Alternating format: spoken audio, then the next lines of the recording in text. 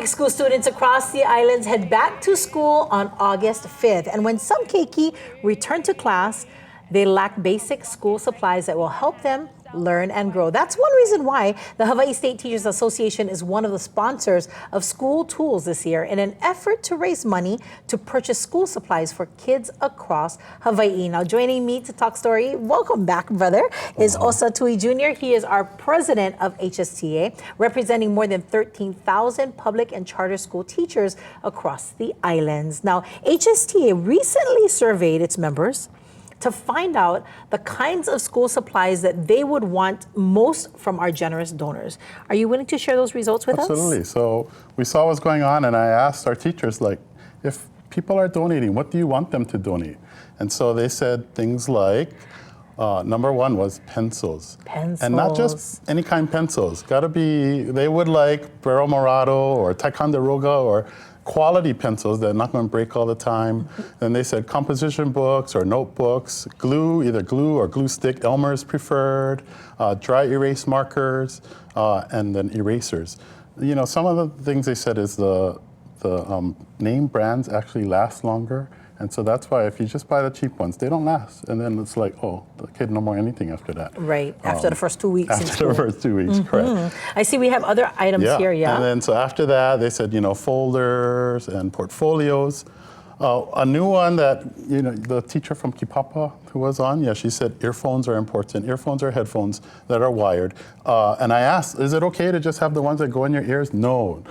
The headphones, because the children's ears are not designed yet to hold the earphone inside. I didn't realize So if you can get the small, because now everyone's on, you know, the Chromebooks and things like that, and so they need to be able to hear the lesson without disrupting the entire class.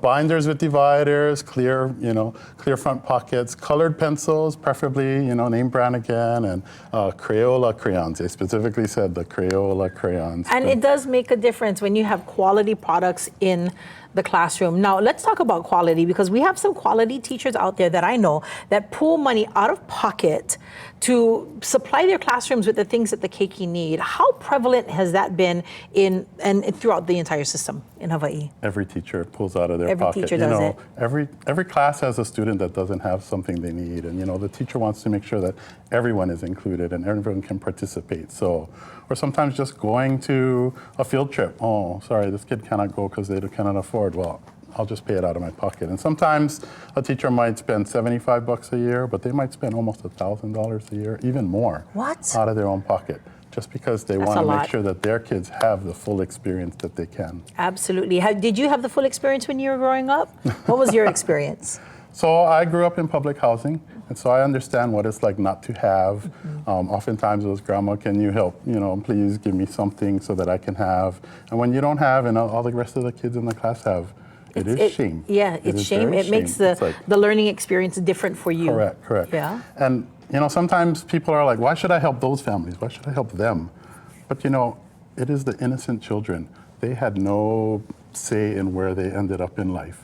I was the same, you know, I grew up in public housing. Because of public education, I was able to become successful and do great things. But I understand, you know, I didn't have money to buy yearbooks in 9th grade. So in 9th grade, when they were all out about doing signing, I was like, no, I don't have a yearbook. I never bought school pictures because you're just giving them away. No more money for that. Right. Oftentimes now what we're also hearing is schools have school uniforms, and parents don't have money to buy the school uniform. That's just one additional cost for a family that has to decide on whether or not they're going to pay for rent or buy food or get a uniform for a child. Exactly. Right? For them, a lot of these are luxuries and just can't afford it in their budgets. Yeah. Well, I'm so very grateful for HSTA for partnering with us on School Tools. This is our president and McKinley High School Registrar, Osa Tui Jr. Mahalo, brother, for joining me. Mahalo. And I do hope that the plea we're making to our viewers, that they are hearing it. Here right now is a QR code, super easy. Put your cell phone up to that screen, and just, if you can make that donation, that would help out our families, not just our keiki, but also our educators across the state. Please, we appreciate please. you, brother. Mahalo to all of you.